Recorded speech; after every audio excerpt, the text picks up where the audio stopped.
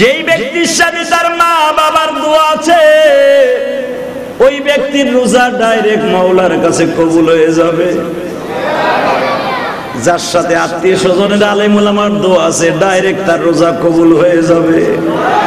যার সাথে গরিব মানুষের দোয়া আছে তার দোয়া কবুল হয়ে যাবে। আল্লাহ তাকে করোনা থেকে, ভাইরাস থেকে, বড় বড় গজব থেকে আল্লাহ নিজাতে বাঁচায় দিবে। আপনি বিশ্বাস করবেন না, গতকালকে দুবাই থেকে একটা ছেলে আমারে ফোন দিছে। বাড়ি হলো আমাদের মাদারীপুর কালকিনি। ওর বাবা রমজানের কয়েক মাস আগে মারা গেছে। আমার একটা ওয়াজ ভাইরাল হয়েছে, কয়েকদিন আগের একটা ওয়াজ ভাইরাল হয়েছে, মা বাবা নিয়ে করেছিলাম যে যুবক এমন একদিন আসবে বাবা মা থাকবে না, পয়সা থাকবে, আজকে পয়সা নাই মা বাবা আছে। যুবকের অন্তরের মধ্যে এমন ব্যথা লাগছে, আজকে বিদেশের বাড়ি আসছি বাবাই চলে গেল, আজকে টাকা আছে বাবা নাই রে,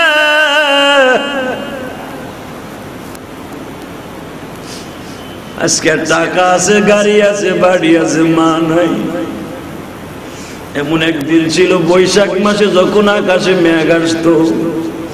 আমরা তো গ্রামের সন্তান, এখানে অনেকেই আছেন ফরিদপুর বীরত্তম ফরিদপুরের সন্তান। বাবা এমন পরিস্থিতিতে ছিল, একটা ঘর বাঁধার মতো টাকাও ছিল না। বৃষ্টি বাদল আসলে বাহিরে যেরকম উঠানে বৃষ্টির পানি পড়তো, ঘরের ছাউনি দিয়া তোমাদের ঘরের খাটালেও পানি পড়তো, পড়তো কিনা? ভুলে যাইও না, আল্লাহ রাসূল এই কথাই বলেছে, কদরের রাত্রে ওই সন্তানের দোয়া কবুল হবে না। কেন কবুল হবে না? আল্লাহ তার মিশন চালু করছে। আমি মাওলা কদরে সব মাফ করব, কিন্তু ওদেরকে মাফ করব না যাদের অ্যাকাউন্টে মা বাবার বর্দ আছে। আজকে অনেক বান্দা বান্দি আছে, টাকা আছে, পয়সা আছে, গাড়ি আছে, বাড়ি আছে, মা বাবা নাই। আছে না নাই? ওই ছেলেটা বুঝাইতে চাই, হুজুর আমি আপনারে বুঝাইয়া বলতে পারবো না। গত বছর যখন আমি দুবাইতে আসি, এয়ারপোর্টে আমার বাবা দাঁড়াইয়া বারবার দুহাত বাড়াইয়া বলছিল, বাবা ও তুই ভিতরে ঢোকার আগে একটা বার আমার বুকের মধ্যে আয়। হুজুর আমার টাইমটা শেষ হয়ে গেছিল, এয়ারপোর্টের বাহিরে যে লোহার গ্রিলের ভিতর দিয়ে হাতটা বাড়ায় দিছে আমার বাবা, গ্রিলের সাথে বুকটা লাগাইলাম, মনে হচ্ছে গরম পানির ডেক্সির মতো আমার বাবার মুখের মধ্যে আওয়াজ হইতেছে। বাবা বুঝাইতে যাইতেছে, বাবা আতাউর রে, বাবা আতাউর,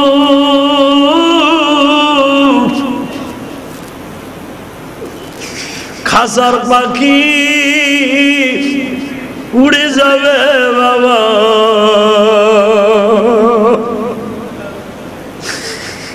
হয়তো তুই প্রবাস থেকে এসে আমি বাবারে আর পাবি না। কতকে সরকারি চাকরি করো রে বন্ধু, গাড়ির মালিক, বাড়ির মালিক, ফল ফলাদি টাকা পয়সা দিয়া ভালো ভালো খাবার লইয়া যখন ইফতারির সামনে নিয়ে বসো, দু চোখ বেয়ে বেয়ে পানি পড়ে আর মনে মনে বাবু মা গো এক মুঠি মুড়ি, একটা কলা দেওয়ার মতো তৌফিক তোমার ছিল না। আজকে কত দামি দামি খাবার খাই গো মা, কত জন্ডে খাওয়াই, তোমারে খাওয়াইতে পারি না।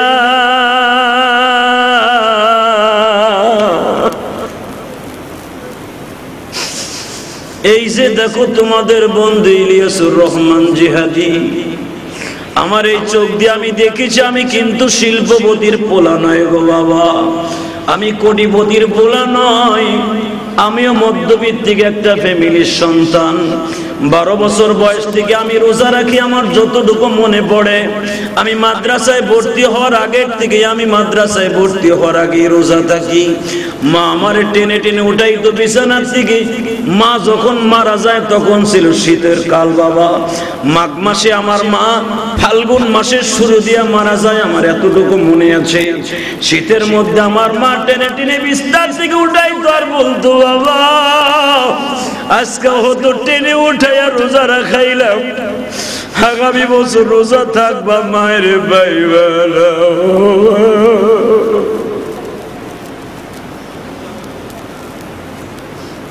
কারে ডাকবা? মামা বলে মা তো আজকে না।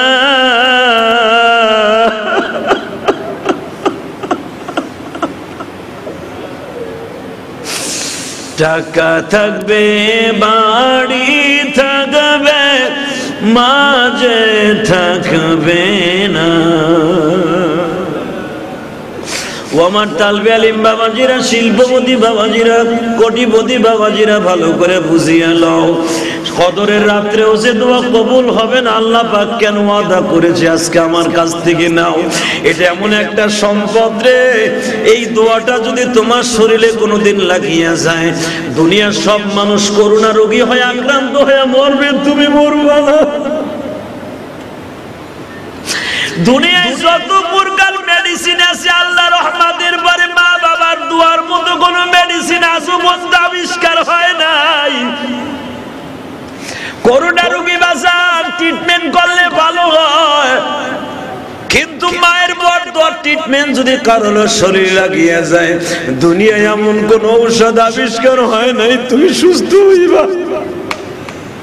সাল্লাল্লাহু আলাইহি ওয়াসাল্লাম। সমস্ত প্রশংসার মালিককে,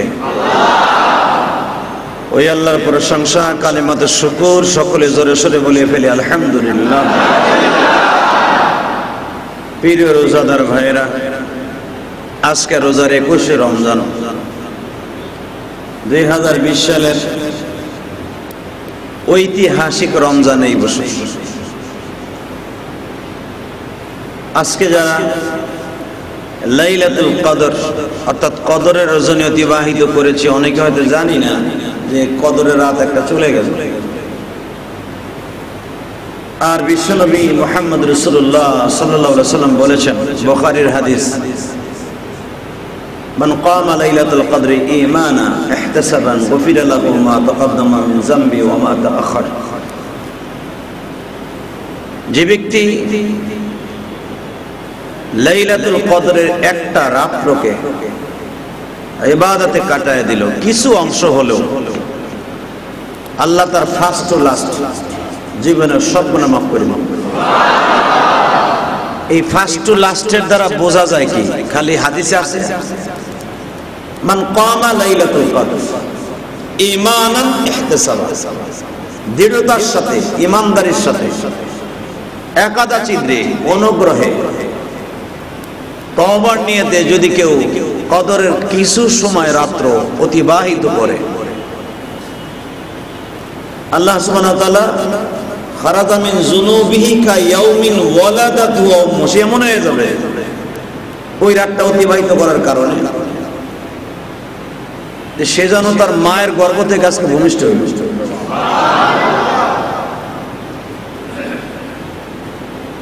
এখন প্রশ্ন আসতে পারে যে শুরু থেকে শেষ পর্যন্ত মানে মিস্তাক কতটুকু, শেষ কোন পর্যন্ত, শুরু কোন পর্যন্ত? এই হাদিসের মিস্তাক,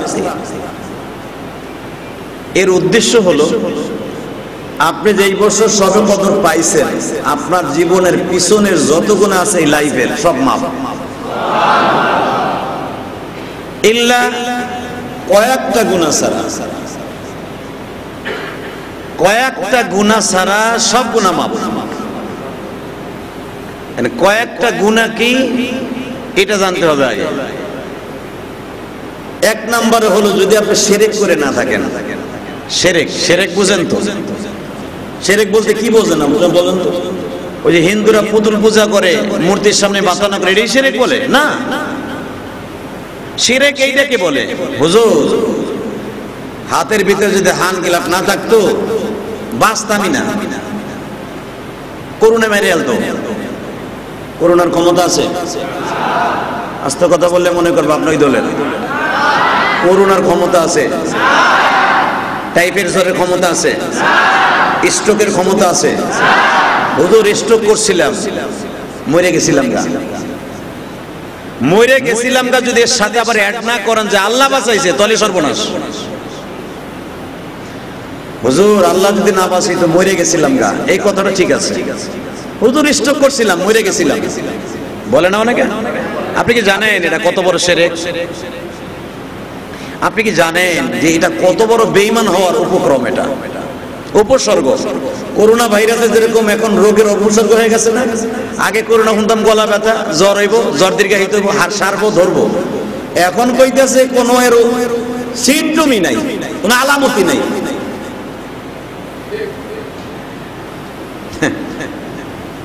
আসলে কি জানেন, করোনা বলতে কোনো শব্দ নাই, একমাত্র এটার মালিক আমার আল্লাহ। এই গজবের আল্লাহ কয় তোমরা সিমটম বর্ণনা করে দিছো যে এইটা করোনা হয় না, ওটাও আমি রাখবো না। তোরা যে আলামত বাইর করবি, গলা ব্যথা, জ্বর, হান টান, আগডুম বাগডুম, আল্লাহকে ওটাও থাকবো না, ওটাও বাদ।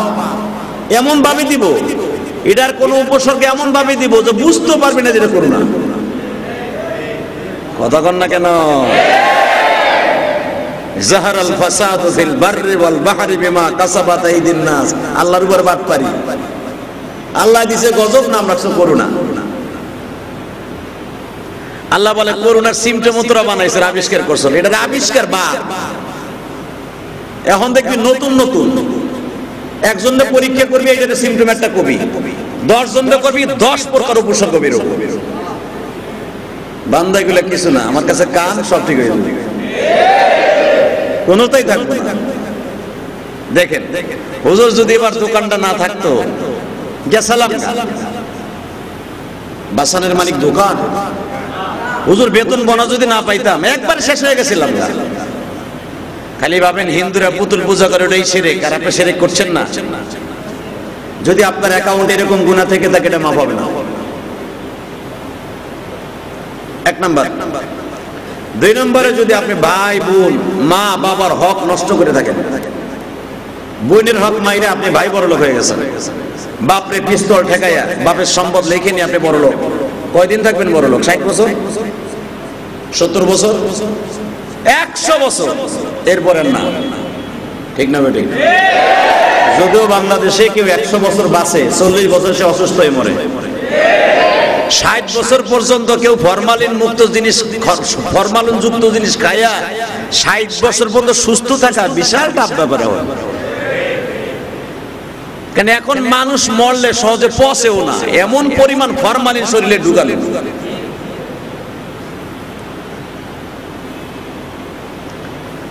এক নম্বরে যদি কারো অ্যাকাউন্টে শিরকের গুনাহ থাকে, কদরের রাত্রে আপনার গুনাহ মাফ হইব না। বাজান রে, 2 নম্বরে যদি মা বাবার সাথে বেঈমানি করা হয়ে যায়, আমার আল্লাহ বলেন বান্দারে, ইয়া আইয়ুহাল্লাযীনা আমানু তুবু ইলাল্লাহি তাওবাতান নাসুহা। যদি সত্যিকারে তওবা করস রে বান্দা, সব মাফ করে দেব, কিন্তু বান্দার হক আমি কোনোদিন মাফ করব না। ও গার্মেন্টসের মালিক, দোকানদারের মালিক, যারা ব্যবসা প্রতিষ্ঠান চালাইতেছেন, কর্মচারীর কারিগরের টাকা মারিয়া যদি আপনি বড়লোক হয়ে যান, একটা টাকা যতদিন পর্যন্ত ওই কর্মচারীর অ্যাকাউন্ট আপনার অ্যাকাউন্টে থাকবে, বেতনের টাকা আপনি যতই হাজি আর গাজী হন, কাম হইব না। গার্মেন্টসের মালিকগুলি, গার্মেন্টসের যারা মালিক, এরা তো এসির মধ্যে বয়া খালি পাউন্ড গনে, পাউন্ড, আর শুধু স্লিপ গনে, ডলার গনে, আর ওই ডলার পর্যন্ত হাজারো ফোঁটা ঘাম ঝরাইয়া ওই মালিককে করে দেয় কর্মচারী। এই ঘাম ঝরানো পয়সা যদি কোনো মালিক মাইরা মসজিদের ওয়ালও ফাটাই ফেলায় সবে কদরে, ইম্পসিবল, পসিবল নয়। তার কোন দোয়া আসমানে যাবে না কদরের রাত্রে। সবচেয়ে ভয়ঙ্কর মানুষের হক, মা বাবার হক। শিরকের গুনাহ করছেন, আল্লাহ ইচ্ছা করলে মাফ করে দিতে পারেন। শিরকের গুনাহ তওবা করবেন আর করব না, কালেমা পড়বেন। এই যে জুমান মসজিদে আসছেন, গত সময় আপনি শিরক করে ফেলছেন, আজকে তওবা করবেন, খালেস তওবা, কালেমা পড়বেন, আমার সাথে আল্লাহ মাফ করে দিবেন। কিন্তু মানুষের হক যেটা, এটা আল্লাহ কোনোদিন মাফ করবে না। এটা আল্লাহর অর্ডার, আল্লাহ অর্ডারই আছে যেটা আমি মাফ করব না। কদরের রাত্রে বলেন, কাবা ঘরে গিলাফ ধরে বলেন, কাবা ঘরের দরজা ধরে বলেন, কাবার ভিতরে বসে দোয়া করবেন, কাজ হবে না। আল্লাহ মদখোর, জুয়াখোর, যারা জুয়া খেলেন, ক্যাসিনো, যারা ক্যাসিনো, জুয়াখোর, মদখোর, সুদখোর, যারা সুদের ব্যবসা করেন, এদের কোনো দোয়া আসমানে যাবে না। প্রিয় হাজিরিন, আমি জানি আপনারা যারা এখানে বসছেন, কেউ না কেউ আমার এই আলামতের মধ্যে আক্রান্ত, আমিও আক্রান্ত, ঠিক না বেঠিক?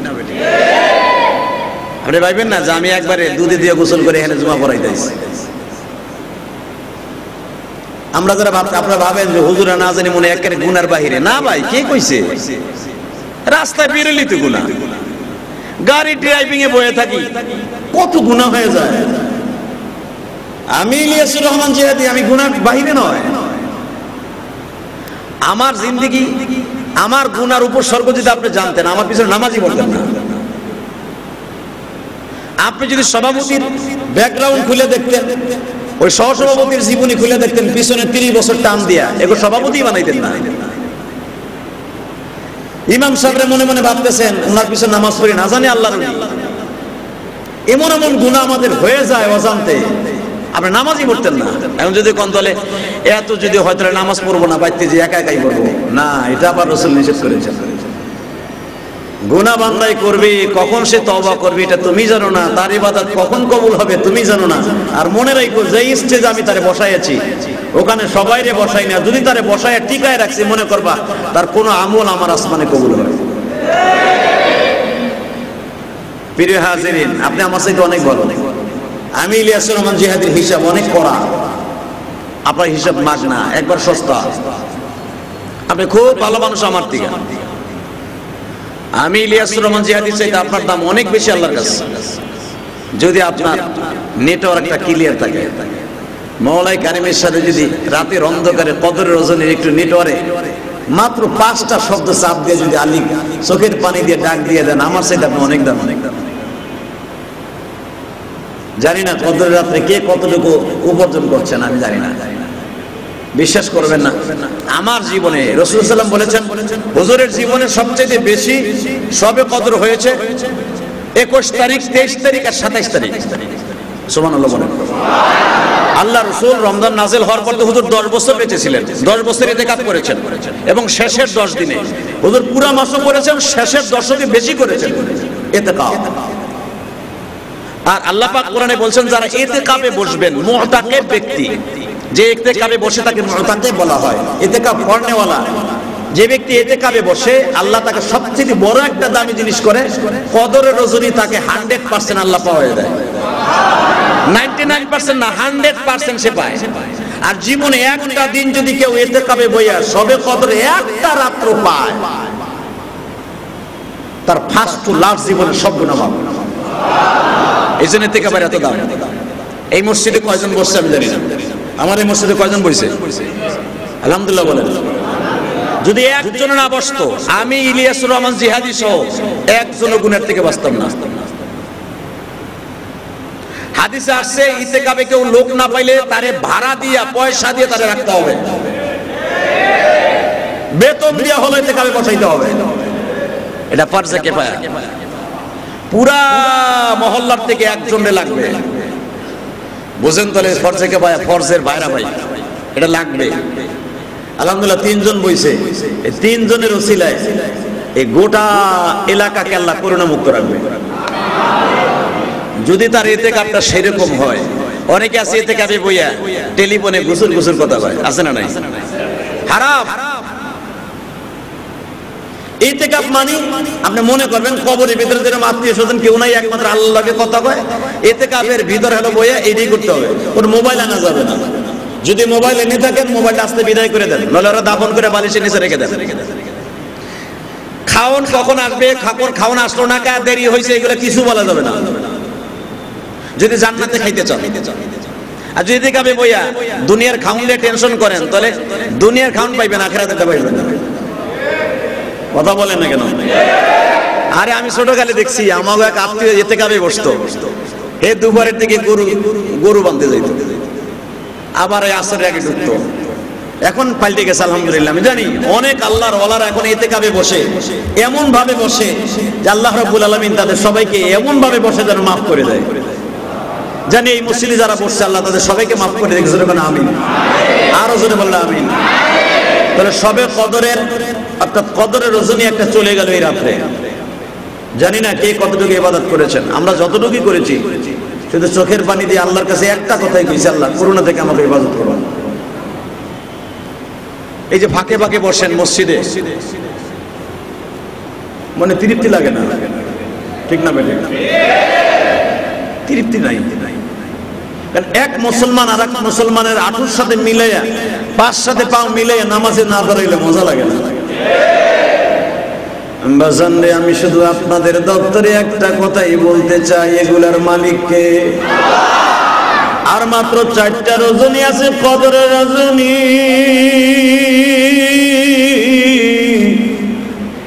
গুনার কথা মনে করে এখনো পর্যন্ত সারা বিশ্বের মুসলমান কাঁদো।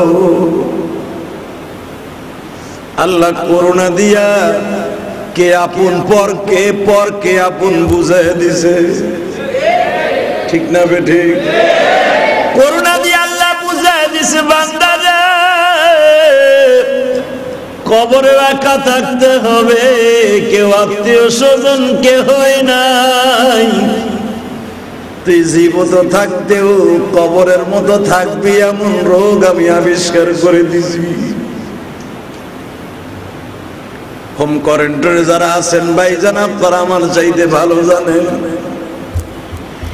এই যে বাবু বাজার একজন বিশাল বড় একজন শিক্ষিত লোক মারা গেল একটা স্কুলে,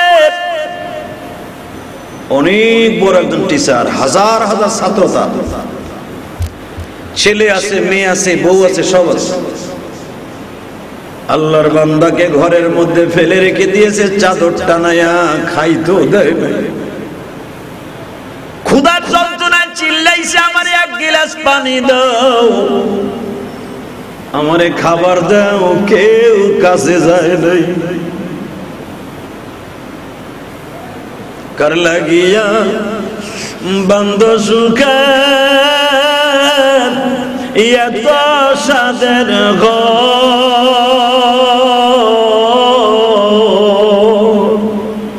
সবাই তোমায় বড় করে দিবে চোখ বন্ধ হলে।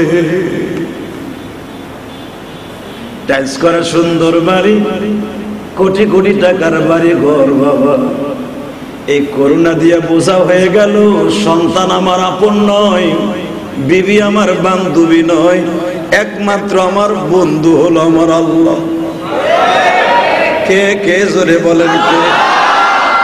আমার বিশ্ব নবী বলে সাহাবীরা বিপদের সময় যারে পাইবা সেই হলো আসল বন্ধু।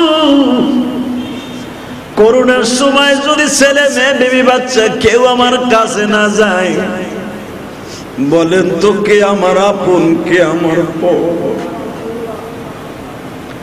হালাকি মনে রাখবেন, করোনা রোগীর যে গোসল করাইছে আমার কেরানীগঞ্জ এইরকম বাজান 14টা কেরানীগঞ্জ আক্রান্ত 14টা মৃত লাশ করোনা, সে নিজের হাতে গোসল দিছে।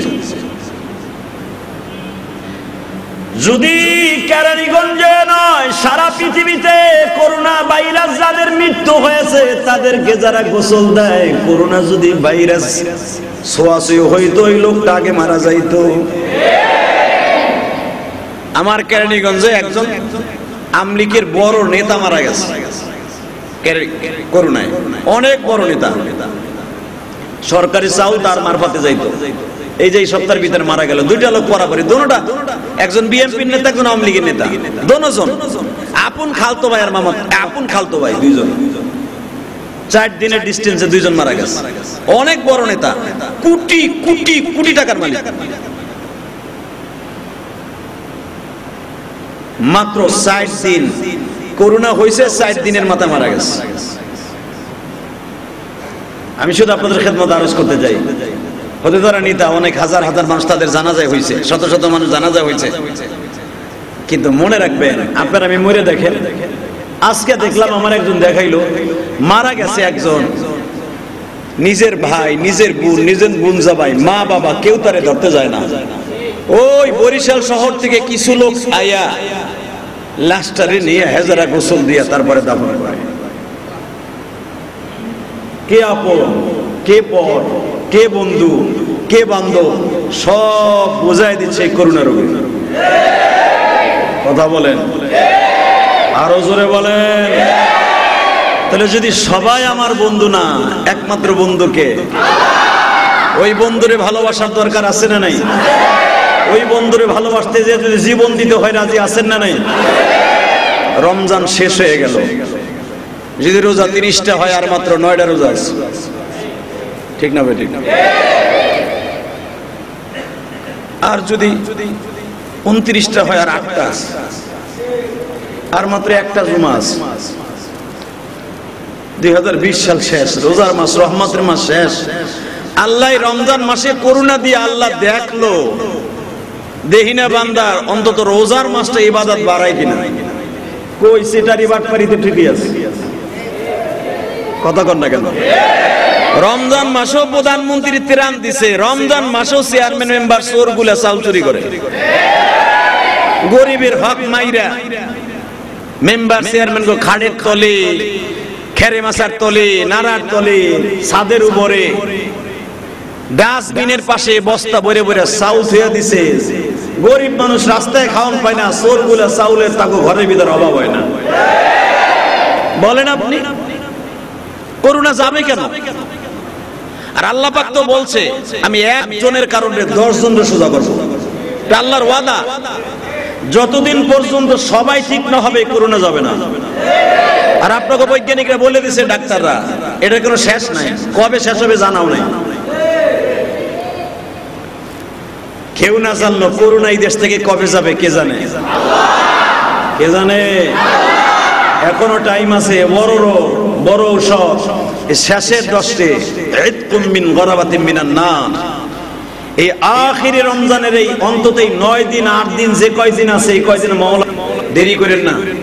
কোন রোগ কোন ঔষধ আবিষ্কার হয় নাই করোনা, একটাই আবিষ্কার হয়েছে। সমস্ত বৈজ্ঞানিকরা একই বলেছে, এটা গড ছাড়া, আল্লাহ ছাড়া কেউ এটাকে তাড়াইবার মতো কোনো মেডিসিন নাই। কিন্তু সবচেয়ে বড় কষ্ট লাগে কি জানেন? করোনা যাবে কি, বাপ রে পোলায় গলা টিপা মারি লেতে চায়।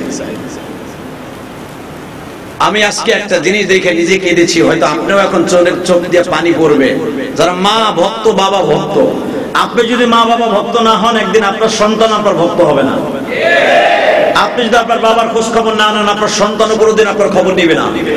আমার কাছে গ্যারান্টি নেন, স্বর্ণের অক্ষরে আমি লিখে দিব। এই রমজান মাসে বলেন তো, এখানে বুক ফুলায় হাত উঁচা করে কে বলতে পারবেন যে আমার মা বাবাকে অন্তত বেঁচে আছে, ওদের গ্রামের বাড়ি, লকডাউনে যেতে পারি নাই, আমি 5,000 2,000 1,000 টাকা দিচ্ছি পাঠায়, মা তুমি এটা দিয়ে ইফতারি করো, বাবা তুমি এটা দিয়ে ইফতারি করো, আব্বা তুমি এটা দিয়ে একটা লুঙ্গি কিনো, আব্বা তুমি একটা পাঞ্জাবি কিনো, অথবা আমি কিনে যাইতে পারতেছি না, গাড়ি বন্ধ, আব্বা আমি দিলাম তুমি করো। হয়তো আমি ইন্টারভিউ নিলে কয়জন পাবো? অল্প কয়েকজন পাইতে পারি। কিন্তু এমন লোক আছে, আপনি জানেন, অর্থ আছে, আজকে বাপ নাই। কথা বল, আজকে আপনার বাপ আছে, অর্থ নাই। এমন একদিন আসবে আপনার মা বাবা থাকবে না, অর্থ থাকবে, সেদিন দুঃখে দুঃখে কাঁদবেন। আর এই কান্না আল্লাহ দেখবে না, এই করুণা দিয়ে সোজা করবে। বাজানরে কথাগুলো আমি কেন বলছি এখন দিলের কানে শোনেন। বিশ্ব নবী বলেন, যেই ব্যক্তির সাথে তার মা বাবার দোয়া আছে, ওই ব্যক্তির রোজা ডাইরেক্ট মাওলার কাছে কবুল হয়ে যাবে। যার সাথে আত্মীয় স্বজনের আলেম ওলামার দোয়া আছে ডাইরেক্ট তার রোজা কবুল হয়ে যাবে। যার সাথে গরিব মানুষের দোয়া আছে তার দোয়া কবুল হয়ে যাবে। আল্লাহ তাকে করোনা থেকে, ভাইরাস থেকে, বড় বড় গজব থেকে আল্লাহ নিজ হাতে বাঁচায় দিবে। আপনি বিশ্বাস করবেন না, গতকালকে দুবাই থেকে একটা ছেলে আমারে ফোন দিছে। বাড়ি হলো আমাদের মাদারীপুর কালকিনি। ওর বাবা রমজানের কয়েক মাস আগে মারা গেছে। আমার একটা ওয়াজ ভাইরাল হয়েছে, কয়েকদিন আগের একটা ওয়াজ ভাইরাল হয়েছে, মা বাবা নিয়ে করেছিলাম যে যুবক এমন একদিন আসবে বাবা মা থাকবে না, পয়সা থাকবে, আজকে পয়সা নাই মা বাবা আছে। যুবকের অন্তরের মধ্যে এমন ব্যথা লাগছে, আজকে বিদেশের বাড়ি আসি বাবাই চলে গেল, আজকে টাকা আছে বাবা নাই রে,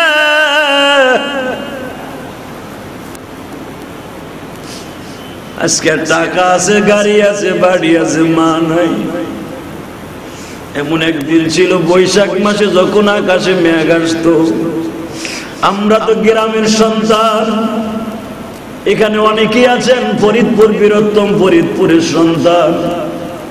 বাবা এমন পরিস্থিতিতে ছিল, একটা ঘর বাঁধার মতো টাকাও ছিল না। বৃষ্টি বাদল আসলে বাহিরে যেরকম উঠানে বৃষ্টির পানি পড়তো, ঘরের ছাউনি দিয়া তোমাদের ঘরের খাটালেও পানি পড়তো, পড়তো কিনা? ভুলে যাইও না, আল্লাহ রাসূল এই কথাই বলেছে, কদরের রাত্রে ওই সন্তানের দোয়া কবুল হবে না। কেন কবুল হবে না? আল্লাহ তার মিশন চালু করছে। আমি মাওলা কদরে সব মাফ করব, কিন্তু ওদেরকে মাফ করব না যাদের অ্যাকাউন্টে মা বাবার বর্দ আছে। আজকে অনেক বান্দা বান্দি আছে, টাকা আছে, পয়সা আছে, গাড়ি আছে, বাড়ি আছে, মা বাবা নাই। আছে না নাই? ওই ছেলেটা বুঝাইতে চাই, হুজুর আমি আপনারে বুঝাইয়া বলতে পারবো না। গত বছর যখন আমি দুবাইতে আসি, এয়ারপোর্টে আমার বাবা দাঁড়াইয়া বারবার দুহাত বাড়াইয়া বলছিল, বাবা ও তুই ভিতরে ঢোকার আগে একটা বার আমার বুকের মধ্যে আয়। হুজুর আমার টাইমটা শেষ হয়ে গেছিল। এয়ারপোর্টের বাহিরে যে লোহার গ্রিলের ভিতর দিয়ে হাতটা বাড়ায় দিছে আমার বাবা, গ্রিলের সাথে বুকটা লাগাইলাম,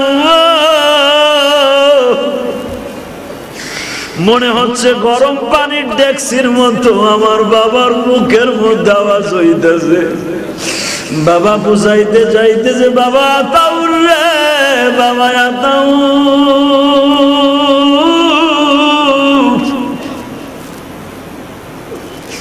খাসার পাখি উড়ে যাবে বাবা,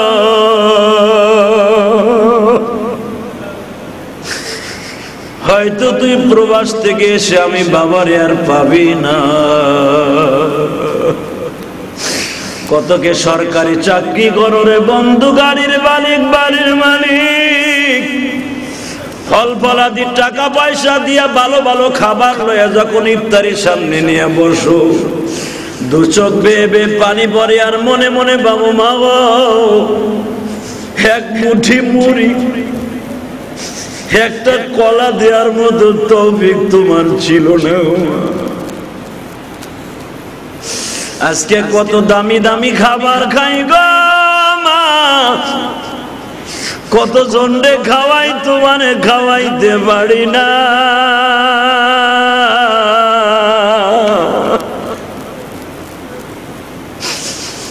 এই যে দেখো তোমাদের বন্ধু ইলিয়াসুর রহমান জিহাদি, আমার এই চোখ দিয়ে আমি দেখেছি, আমি কিন্তু শিল্পপতির পোলা নয় গো বাবা, আমি কোটিপতির পোলা নয়, আমিও মধ্যবিত্তিক একটা ফ্যামিলির সন্তান।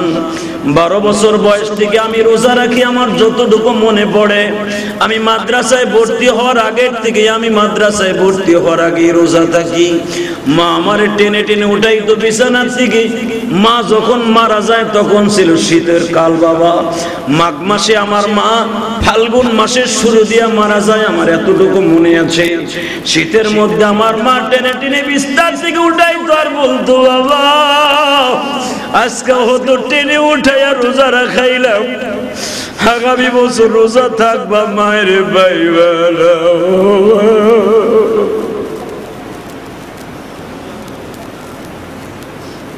কারে ডাকবা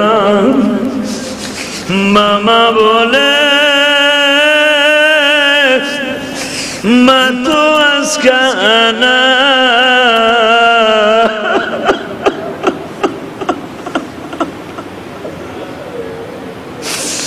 টাকা থাকবে বাড়ি থাকবে মাঝে থাকবে না। ও আমার তালবে আলিম বাবাজিরা, শিল্পপতি বাবাজিরা, কোটিপতি বাবাজিরা, ভালো করে বুঝিয়ে লও, কদরের রাত্রেও যে দোয়া কবুল হবে না আল্লাহ পাক কেন ওয়াদা করেছে আজকে আমার কাছ থেকে নাও। এটা এমন একটা সম্পদ রে, এই দোয়াটা যদি তোমার শরীরে কোনোদিন লাগিয়ে যায়, দুনিয়ার সব মানুষ করোনা রোগী হয়ে আক্রান্ত হয়ে মরবে, তুমি মরবা না। দুনিয়ায় যত প্রকার মেডিসিন আছে আল্লাহর রহমতের পরে মা বাবার দোয়ার মতো কোন মেডিসিন আজও পর্যন্ত আবিষ্কার হয় নাই। করোনা রোগী বাঁচার ট্রিটমেন্ট করলে ভালো হয়, কিন্তু মায়ের পর দোয়ার ট্রিটমেন্ট যদি কারোর শরীরে লাগিয়ে যায়, দুনিয়ায় এমন কোন ঔষধ আবিষ্কার হয় নাই তুমি সুস্থ হইবা।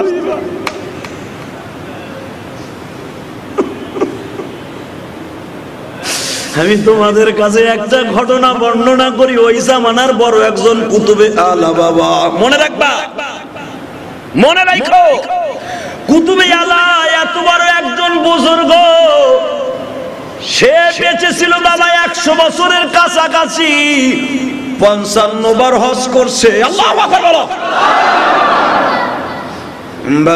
মিশর থেকে প্রতি বছর হজ করতে আসতো আল্লাহর এই বান্দা। মিশর আর জিদ্দা বর্ডার তো পাশাপাশি, মাঝখানে শুধু একটা সাগরেরা চলে আসতো নৌকায় তদনন্তন কালে। প্রতি বছর আল্লাহর বান্দা হজে আসতো, ওই জামানার লাখপতি ছিল।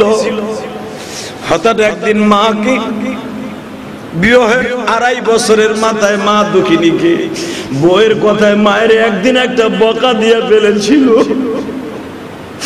মা বলেছিল আল্লাহ আমার এত কষ্ট দিল,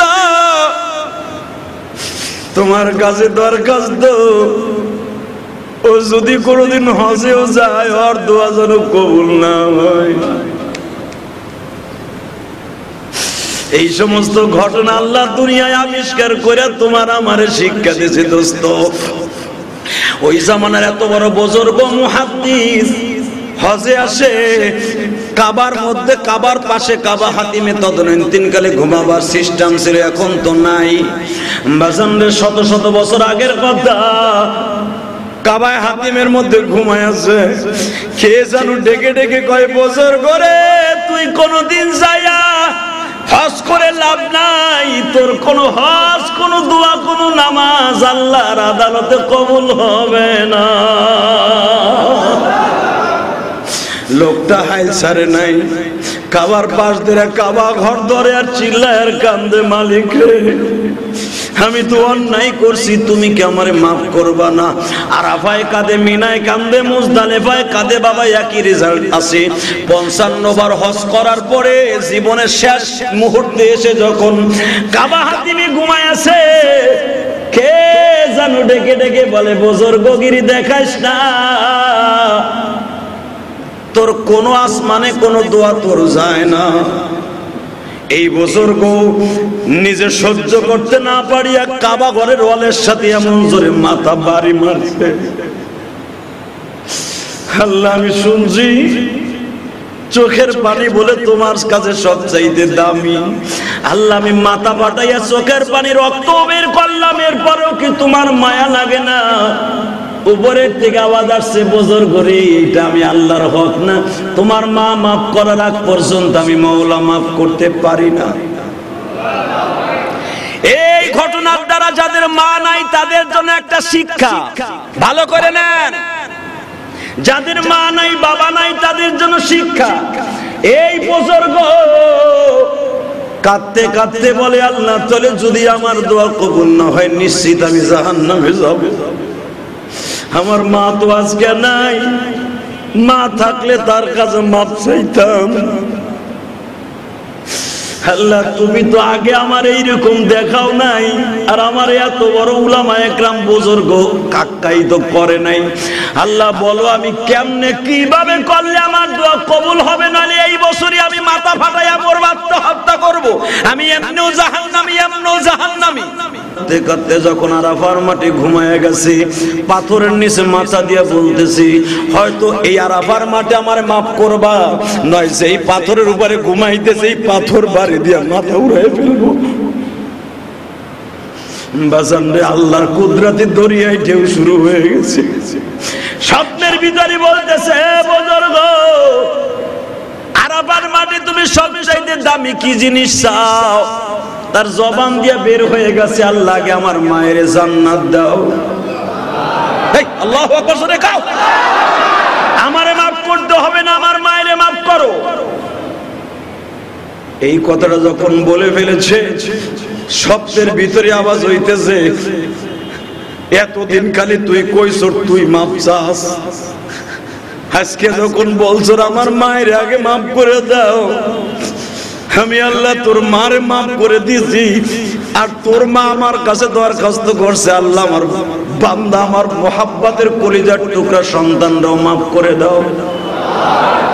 এ বুজুর্গরে ফাউল, আমি তোর দোয়ার খাতিরে, তোর হজের খাতিরে, তোর রোজার খাতিরে আমি আল্লাহ মাফ করি নাই, তোর মায়ের দোয়ার খাতিরে তোরে মাফ করে দিয়েছি। এই ঘটনার দ্বারা একটা সমস্ত উলামা একরাম একটা পন্থা বের করেছে, বাবা এইরকম ভাবে যাদের মা বাবারে কষ্ট দিয়েই ফেলেছো, মাফ চাওয়ার সুযোগ পাও নাই, খেলায় খেলায় মা বাবারে ছাত্র জীবনে কষ্ট দিছো, হয়তো শয়তানের দোকায় বসে দিয়ে ফেলেছো। আজকে রমজানের জুমার দিন 2 ফোঁটা পানি দে আমার আল্লাহরে বুঝে গো। আল্লাহ হেলায় খেলায় শয়তানের ধোকায় পড়িয়া যে কোনো মুহূর্তে মা বাবার সাথে আমাদের অন্যায় হয়ে গেছে, আমারে মাফ করার আগে তুমি আমার মায়েরে মাফ করে দাও। তোমার চোখের পানি যদি সন্তানের চোখ দিয়ে পড়ে, তোমার চোখের পানি যদি নাকের ডগায় আসে, আল্লাহ আগে তোমার মা বাবাকে মাফ করে দিবে। রাজি আছেন না? বলেন তো আল্লাহ আল্লাহ। আমাদের মা বাবাকে তুমি মাফ করে দাও। আল্লাহ আমাদের রোজাগুলি কবুল করে নাও। আল্লাহ আমাদের সবাইকে তুমি মাফ করে দাও। কি পারা যাবে না? যাবে যাবে বুঝবা না যুবক, আজকে বোঝার কোনো তো সিস্টেম নাই। এটা যে কি জিনিস, মার বাবা কি জিনিস, আমার কাছে জিজ্ঞেস করো, আমি বলবো। লক্ষ লক্ষ টাকা দান করি, একটা মাদ্রাসা নিজে চালাই, কারো কাছ থেকে চাইয়ে একটা টাকা নেই না। যদি কেউ সাইদা দেয়, মোহাব্বত করে দেয়, হুজুর দিলাম, তাহলে নেই। বিশ্বাস কর যুবক, আমি তোদেরকে বলছি, তোরা আমার বন্ধু। কেন বলছি আজকে রমজানে এত কিছু করি, এত জনের জন্য কাপড় চোপড় কিনি, এত কিছু কিনি। আমি ইলিয়াসুর রহমান জিহাদি আমার ইনকামের পয়সা দিয়া কোনদিন একটা টাকার পয়সা দিয়ে মায়ের কিছু কিনে দিতে পারি। এই যে ভিতরের আগুন, ভিতরের আগুন, প্রতি রমজানে কোরবানিতে 100-200 কাপড়, লুঙ্গি, পাঞ্জাবি বিলাই। নাম ফুটানোর জন্য বলছি না, শুধু মনের আগুনটা হিসাবে বলছি, এইটা গুনাহ হবে না। তোদেরকে ভালোর জন্য বলছি যুবক, এত মানুষের কাপড় চোপড় এত কিছু করি। ইলিয়াসুর রহমান জিহাদি জীবনে তার ইনকামের পয়সা দিয়া তার জনম দুঃখিনী মায়ের একটা পান খাওয়াইতে পারে নাই। আমার মতো এরকম কত কোটিপতি আছে, কত লাখপতি আছে, কত মা ভক্ত আছে, কত শিল্পপতি এই মসজিদে আছে, মাথা নিচের দিকে দিয়ে দিয়ে খালি কাঁদো কাঁদো ছাড়া কিছু হয় নাই। লাখ লাখ টাকা যাকাত দিচ্ছেন, লক্ষ লক্ষ টাকা মানুষকে বিলিয়ে দিচ্ছেন, কিন্তু এখন টাকা আছে, মা দুঃখিনী বাইসা নাই। কথা বলেন না কেন? শুধু আপনাদের দুইটা পায়ে হাত দিয়ে বলবো, যুবক, তোদের যাদের বাবা আছে, মা আছে, এখনো টাইম আছে। যার যতটুকু এবিলিটি আছে, যার যতটুকু তৌফিক আছে, তৌফিক অনুসারে আগে নিজে না নিয়ে মা বাবারে দেয়। বেতন থাকবে, ঈদ মার্কেট তোমার নিজের করার আগে আগে মা বাবার লাগে করো। সারা দুনিয়ার যুবকগুলো যদি মা বাবার মার্কেট আগে করো, সারা বাংলাদেশের যুবকের করোনা আসলে তোর শরীরে করোনা রোগ ঢুকবে না, ঢুকবে না, ঢুকবে না। আমি গ্যারান্টি দিলাম ইনশাআল্লাহ। যদি বলি এখন বলো হুজুর আপনারা তো বলছেন, কিন্তু আমার তো মাও নাই বাবাও নাই, আমি কার লেগে কিনবো? আপনি মা বাবার কথা টার্গেট করে দেখবেন আপনার খালা আছে কিনা, দেখবেন আপনার খালতো ভাই আছে কিনা, দেখবেন আপনার মামি আছে কিনা, দেখবেন আপনার চাচি আছে কিনা। যদি এর কেউ না থাকে, আপনার মসজিদের ইমাম সাহেব, মুয়াজ্জিন সাহেব আছে কিনা, আপনার মসজিদের খাদেম সাহেব আছে কিনা, আপনার নিজের মা বাবার টাকা যে কয় টাকা খরচ হইতো 5,000, 10,000, 6,000, এই টাকাগুলো আপনার মসজিদের ইমাম সাহেবকে দিয়ে দেন। আমি গ্যারান্টি দিলাম, টাকাটা পকেটের থেকে গুইনা খতিব সাহেবের হাতে, মুয়াজ্জিন সাহেবের হাতে যাওয়ার আগে আল্লাহর পক্ষ থেকে আওয়াজ আসবে, তোমার মা বাবার জন্য কবুল হয়ে গেছে। আর মা বাবার জন্য কবুল হওয়া মানে আপনার জীবনটা ধন্য হয়ে যাওয়া। আমি আপনাদের খেদমত আরজ করতে চাই, লাখে 2500 টাকা যাকাত আপনার দিতে হবে। যার কাছে সারা বছর ঘুরিয়া যদি পরিত্যক্ত অবস্থায় 40,000 টাকা কারো কাছে ঘরে থাকে, একটা পানের দোকান, তরকারির দোকান, মুদি দোকান, আমার মনে হয় বাংলাদেশে যাকাত খানেওয়ালা লোক এখন কম আছে, যাকাত দেনেওয়ালাই বেশি। বিশ্বনবী বলেছে 52.5 তোলা রূপার মূল্য, যার কাছে 52.5 তোলা রূপার মূল্য এখন 40-41,000 টাকা। 41,000 টাকা যদি আপনার বছর ঘুরা ব্যাংকে থাকে, অথবা ঘরে থাকে, অথবা কারো কাছে হাওলাত দেয়া থাকে, আপনি পাইবেন, অথবা কারো কাছে গচ্ছিত দেয়া, আপনার পরে যাকাত দেয়া ফরজ। 40,000 টাকায় কয় টাকা আসে আপনি হিসাব করেন। শতকরা কত? 2.5 টাকা। শতকরা কত? লাখে কত? 40,000 কত হয়? হ্যাঁ, হিসাব করবেন আপনি।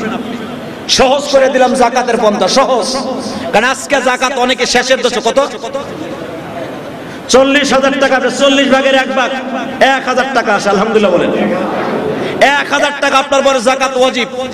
যাকাত যার পরে ওয়াজিব, আমার মনে হয় যাকাত খানেওয়ালা বাংলাদেশ এখন কোন, যাকাত দেনেওয়ালাই বেশি। বিশ্বনবীর জামানায় স্বর্ণ রূপার হিসাব ছিল। যদি আপনি আফজাল তরিকায় দিতে চান, স্বর্ণ আছে, রূপা আছে, স্বর্ণ যদি থাকে 7.5 তোলা, বেচতে গেলে এখন 3 লাখ টাকার উপরে আসবে। আপনার 3 লাখ টাকায় আপনার কত টাকা আসবে? আপনার যাকাতটা বের করে দেন। অথবা আপনার 1 কোটি টাকা আছে, 2.5 লক্ষ টাকা যাকাত দিয়ে দেন। আমি গ্যারান্টি দিলাম, কাপড় যেরকম ময়লায় নষ্ট করে দেয়, যাকাত না দিলে আপনার মাল নষ্ট করে দিবে, আপনার এই বডি আল্লাহ নষ্ট করে দিবে। আল্লাহ রাব্বুল আলামিন আমাদের সবাইকে বুঝে বুঝে আমল করার তৌফিক আল্লাহ দান করুক। জোরে বলেন আমিন। এখন যদি বলেন হুজুর যাকাত কোথায় দিব, সর্বপ্রথম আপনি যাকাত দিবেন ওয়া আকরাবিন, আপনার নিকটতম আত্মীয় কারা আছে, ওয়া আপনি সাবিল, কোরআনে আল্লাহ বলছেন। এরপরে দিবেন আপনার পথিক, লোকটা বিপদে পড়েছে, ভাড়া থাকে এলাকায়, আগে সে শিল্পপতি ছিল কিন্তু এখন গরিব হয়ে গেছে, আমার এলাকায় এসে এই লোকটারে দিয়ে দিবেন আপনার যাকাতের টাকা। অথবা আপনার নিজের আপন আত্মীয়, আগে টাকার মালিক ছিল, এখন কারো কাছে হাত পয়সা খাওয়ার মতো তৌফিক নাই, চাইতে গেলে মানুষ লজ্জা দিবে, লজ্জা। এই লোকটার কাছে আপনার যাকাতের টাকাগুলো দিয়ে বলবেন, এই টাকাটা যাকাতের না, এটা হাদিয়ার টাকা, তোমার হাদিয়া দিলাম। তা যাকাত বললে লোকটা নিবে না, সে আগে যাকাত দিত। তো এই লোকটার যাকাত আপনি কেমনে দিবেন? শরীয়ত দেখেন কত সিস্টেম চালু করেছে। আপনি অতি তাড়াতাড়ি হাদিয়ার টাকা বলে তারে দিয়ে দেন, কিন্তু দিছেন যাকাত, আল্লাহ পাক বলেন তোমার যাকাত আদায় হয়ে যাবে। এমন লোক আছে না সমাজে? এই লকডাউনের কারণে আজকে টাকা পয়সা শেষ হয়ে গেছে, ব্যবসা মার খেয়ে গেছে, কোটি কোটি টাকা সে ব্যবসায় মার খেয়ে এখন গরিব হয়ে গেছে। আপনি কি করবেন? আস্তে করে তার হাদিয়ার টাকা বলে যাকাত গুলো দিয়ে দিবেন। মনে থাকবে তো ইনশাআল্লাহ? আল্লাহ আমাদের সবাইকে কবুল করুক, জোরে বলেন আমিন। আরো জোরে বলেন আমিন। আমি যদি বলি ইলিয়াসুর রহমান জিয়াদি সারা বছর আপনাদের জন্য কিছু চাই নাই, চাইলে মসজিদের লেগে চাইছি, কারণ আপনারা যাকাত চা রমজান মাসেই দেন। হালাকে যাকাত দেওয়ার সিস্টেম খালি রমজানেই না, কথা বলেন না কেন? যাকাত আপনি পুরো বছর দিতে পারবেন, হিসাব করবেন এক মাসে। রমজান টু রমজান যদি আপনি হিসাব করেন, হিসাব করে রেখে দেন, হুজুর এখন হাতে টাকা নাই, আমি কোরবানি আগে দিব, দেন, কোনো সমস্যা নাই, কিন্তু হিসাব করবেন বাৎসরিক। রমজান টু রমজান করেন, কোরবানি টু কোরবানি করেন, জানুয়ারি টু জানুয়ারি করেন, ফেব্রুয়ারি টু ফেব্রুয়ারি করেন, যেকালে করেন বছর নির্ধারণ করার জন্য মাস হিসাব করে রাখতে হবে, আপনার টাইম করে রাখতে হবে। রমজান টু রমজান যদি করে থাকেন, রমজানের পরও আপনি যাকাত দিতে পারবেন। এখন যদি আপনি বলেন হুজুর আপনি কি চাইবেন, আমি কিছুই চাই না, আমি নিজের জন্য জীবনে কিছুই চাই নাই কারো কাছে, আমি চাই নাই, চাইছি তার কাছে। আমি যা চাইছি তার চাইতে মালিক আমার বেশি দিচ্ছে। আমার এই লাইফে আল্লাহর কাছে যা চাইছি তার চাইতে 10 গুণ আমার বেশি দিচ্ছে আল্লাহ। তাহলে মানুষের কাছে চাবো কেন? তার কাছে চাইছি, হে আমারে দিছে। আমি আপনার কাছে নিজের জন্য চাইবো না। এখানে একটা এতিমখানা মাদ্রাসা আছে, দেখছেন আপনারা? কথা বলেন না কেন? এই মেয়ে কথা বলেন না কেন? যাকাতের টাকা মসজিদে দেওয়া যায় আছে? যাকাতের টাকা যদি আপনি মসজিদে দেন, ডাইরেক্ট জাহান্নাম, আপনার যাকাত আদায় হবে না। আর যাকাত আদায় না হলে আপনি জাহান্নামে যাবেন। অতএব মনে রাখবেন, নামাজ পড়ে দেন ফরজ, যাকাত দেওয়া ফরজ। আপনার নামাজ রোজা সব ঠিক আছে, যাকাতের হুকুম ঠিক নাই, আপনি জাহান্নামে যাবেন। কারণকে মুসা আলাইহিস সালাম বলেছিলেন আপনি শতকরা 2.5 টাকা যাকাত দেন। কারণ কি বলেছিল জানেন? এটা কি তোর আল্লাহ দিছিনি না তুই দিছিস আমার কামাইয়া? এটা নিজের বুদ্ধি বিবেককে খাটাইয়া নিজে ব্যবসা কইরা এরপরে টাকা কামাইছে বেটা। কারণের সম্পদের সীমারেখা আপনারা জানেন, এই দিকে 100 কিলোমিটারের উপরে এত সম্পদের মালিক ছিল কারণ। কারণের এই নদীটা নহরে কারণ বলা হয়। মিশরে দেখে আসবেন, মিশরে দেখে আসবেন, আমি গুনাহগার দেখেছি। এর সীমারেখা নাই, গাড়ি চালিয়ে শেষ করা যায় না। কারণের মালের ঘনত্ব ভান্ডারের যে সীমারেখা, আপনি কল্পনা করতে গাড়ি শেষ পথে যাওয়া আপনি নিজেই ক্লান্ত হয়ে যাবেন। কারণ কিয়ামত পর্যন্ত ডাববে, কিয়ামত পর্যন্ত ডাববে। আমি বলবো আপনার বিল্ডিং ওটাই বেঁচে যাবে যাকাত না দিলে, আপনার ব্যাংক ওটাই বেঁচে যাবে, আপনার বডিও শেষ হয়ে যাবে যাকাত না দিলে। সঠিকভাবে যাকাতটা আদায় করে দেন। আমি যদি বলি অন্তত 100 লোকরে বলি যারা যাকাত দিবেন, 1 বস্তা করে চাউল, বেশি না, মিনিকেট 1 বস্তা চাউলের দাম কত? 2200 টাকা হইব। 2200 টাকার একটা চাউল আগামী জুমায়, আখিরি জুমায় আপনি নিজে ভ্যান ভাড়া দিয়া এই মাদ্রাসার বারান্দায় থুয়ে যেতে পারবেন না? কথা বলেন না কেন? পারবেন না ইনশাআল্লাহ আপনারা? 1 বস্তা চাউল, 1 বস্তা করে চাউল যদি বলি যে আপনি 1 বস্তা করে চাউল এই এতিমখানার বারান্দায় আপনার মায়ের নামে থুয়ে যায়, মা যাকাত দিছি কিন্তু এতিমখানায় দিছি, মা মাগো তুমি তো নাই, তোমার নামে যাকাতটা এই মাদ্রাসায় দিয়ে দিলাম, যাকাত আদায় হয়ে যাবে, মা দুঃখিনীর কপালও ভালো হয়ে যাবে। আলহামদুলিল্লাহ বলেন না? এখন যদি বলেন হুজুর আমার তো যাকাত দিব বাড়িতে, যাকাত দিতে হবে না, আপনি মাদ্রাসায় 1 বস্তা চাউল আপনার কষ্টের পয়সা দিয়ে দিয়ে যায়। আমি ইলিয়াসুর রহমান জিহাদি গ্যারান্টি দিলাম, আমি গ্যারান্টি সহকারে ওয়াজ করি, কারণ গ্যারান্টিটা আমার বাপের কথা না, আমার আল্লাহর কথা, এইজন্য আমি গ্যারান্টি দিলাম।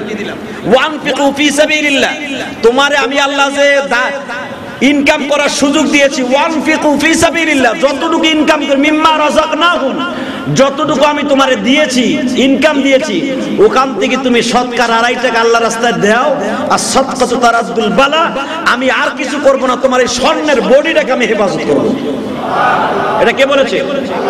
আল্লাহর কথা, বিশ্বনবী বলেছে। অতএব আপনি পারবেন না? 1 বস্তা 2 বস্তা 5 বস্তা চাউল আপনার যাকাতের টাকার থেকেই দেন, দানের টাকা এটাকে দেন, এই এতিমখানায় দিয়ে যান। আলহামদুলিল্লাহ বলেন।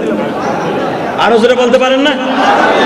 আমি দেখবো আগামী জুমা, আখেরে জুমায় আসার আগে কে নিজে কিনা 1 বস্তা চাউল এই মাদ্রাসায় লই আইছেন। আপনি জুমার আগে আইয়া স্লিপটা আমার হাতে ধরাই দিয়ে বলবেন হুজুর আপনার কতটা আমি রাখছি, আপনার মাহারা আমিও মাহারা।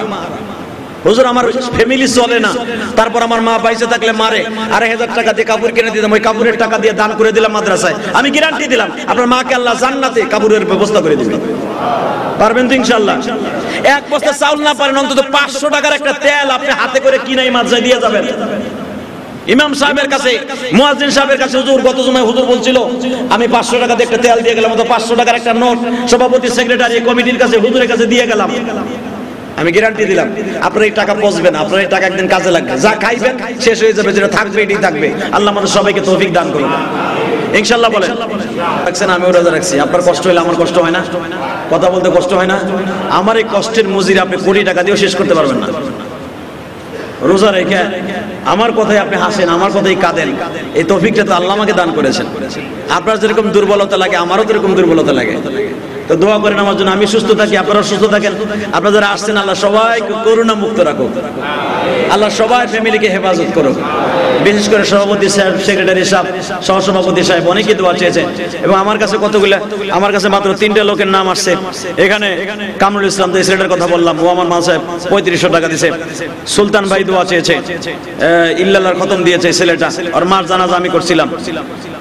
তারপরে মাসুদ মাতবর অসুস্থ দোয়া চেয়েছে। মোহাম্মদ আলী ভাই দোয়া চেয়েছে। টাঙ্গাইলের জয়নাল আবদিন মেম্বার, আল্লাহর বান্দা চলে গেছে, আমার খুব ভক্ত ছিল টাঙ্গাইলের, টেলিফোন করে দোয়া চেয়েছে। তারপরে মোহাম্মদপুর থানার ওসি সাহেব, উনি টেলিফোন করে মোহাম্মদ আলী ভাইয়ের কাছে দোয়া চেয়েছে, আর অনেকে দোয়া চেয়েছে। আল্লাহ সবাই আপনি মাফ করে দেন, আল্লাহুম্মা আমিন। ربنا ظلمنا أنفسنا وإن لم تغفر لنا وترحمنا لنكونن من الخاسرين اللهم اغفر لنا ولوالدينا رب ارحمهما كما ربياني صغيرا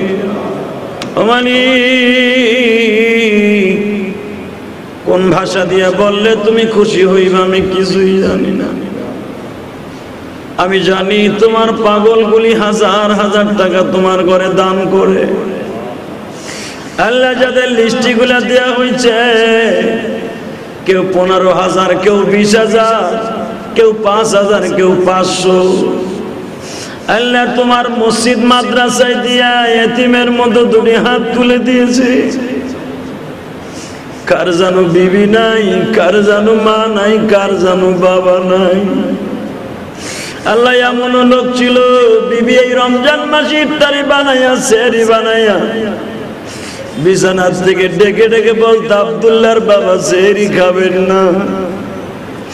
আজকে এমন দেশ, ওই বিবি, ওই মা, ওই বাবা চলে গেছে, তাদেরকে ডাকবার মতো আর কেউ নাই। রব্বুল আলামিন তুমি একটু রহমতের নজরে তাকায়া দাও। আমার ভাইরা চোখের পানি বেড়ে কাঁদে। আগামী বছর এই রোজার মাস পাবো কিনা জানি না। রাস্তায় বের হইলে মহামারী, করোনার দাপট, আক্রমণ, কোন জায়গায় কখন কারে অ্যাটাক করে ফেলায় করুণায় জানি না। আয় আল্লাহ করুণায় মৃত্যু দিও না।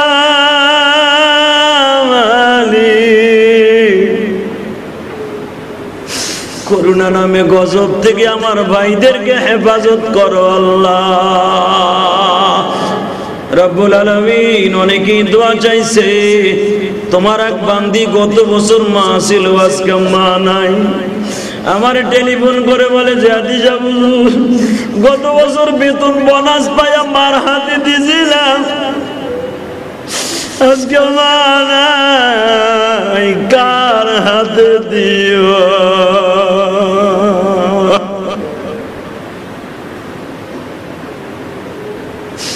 আল্লাহ, এরকম অনেক মানুষ আছে বেতন বোনাস পাইয়া মা বাবারে কিছুই দিতে পারে না। লক্ষ লক্ষ টাকা দান করবে এই রমজানে মায়ের জন্য, বাবার জন্য, আমার ভাইরা কিছুই কিনতে পারবে না, মা বাবা আজকে নাই। আল্লাহ যাদের মা বাবা নাই তাদেরকে তুমি মাফ করে দাও আল্লাহ।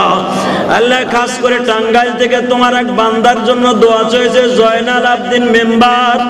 আরো আল্লাহ মোহাম্মদপুরের ওসি সাহেব দোয়া চাইছে, মোহাম্মদ আলী ভাই সহ গাজীপুর থেকে অনেক ভাইরা এসে দোয়া চেয়েছে, খাস করে সহসভাপতি সাহেব আল্লাহ হেলেন ভাই দোয়া চেয়েছে, সভাপতি সাহেব দোয়া চেয়েছে, কেশিয়ার সাহেব, সেক্রেটারি সাহেব আরো কমিটি বৃন্দ যারা এই দোয়া চেয়েছে আল্লাহ তাদের সবাইকে আপনি মাফ করে দেন আল্লাহ। অনেক সাবেক সভাপতি সহ আল্লাহ অনেক কমিটির বাইরে কবরে চলে গেছে, তাদের সবাইকে মাফ করে দেন আল্লাহ। যাদের নামে 20,000, 15,000, 5,000, 3,000, 2,000 মসজিদ মাদ্রাসায় দান করছে আল্লাহ তাদের দানগুলি কবুল করেন আল্লাহ। যারা আমার মাদ্রাসায় দিয়েছে তাদেরকে আপনি মাফ করে দেন আল্লাহ। তাদের সকলের মনের আশা পুরো করে দেন, তাদের সন্তানগুলিকে আপনি মাফ করে দেন আল্লাহ। তাদের সবাইকে আপনি কবুল করে নেন আল্লাহ। জানি না কবে যেন হায়াতে জিন্দেগি শেষ হয়ে যায়, খাস করে সকলকে আপনি মাফ করে দেন আল্লাহ। লন্ডন, আমেরিকা, কানাডা থেকে অনেকেই দোয়া চেয়েছে, তোমার অনেক বান্দাবান্দি শুক্রবার আসলেই দোয়া চায় আল্লাহ। যে যেখান থেকে দোয়া চেয়েছে প্রত্যেকের মনের আশা পুরো করে দেন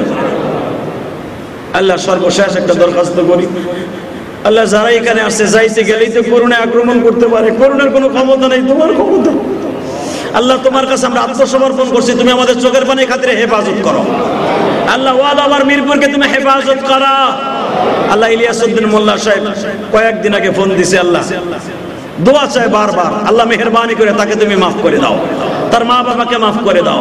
টেলিফোনে একটা কথাই বলে আমার মায়ের জন্য দোয়া করেন আল্লাহ। সে অনেক তেরান দিচ্ছে এবং রোজা রেখে আমার কাছে দোয়া চেয়েছে, তার মা বাবাকে মাফ করে দেন। কয়েকদিন আগে তার বোন মারা গেছে, বোন জামাই মারা গেছে আল্লাহ, তাদের সবাইকে মাফ করে দেন।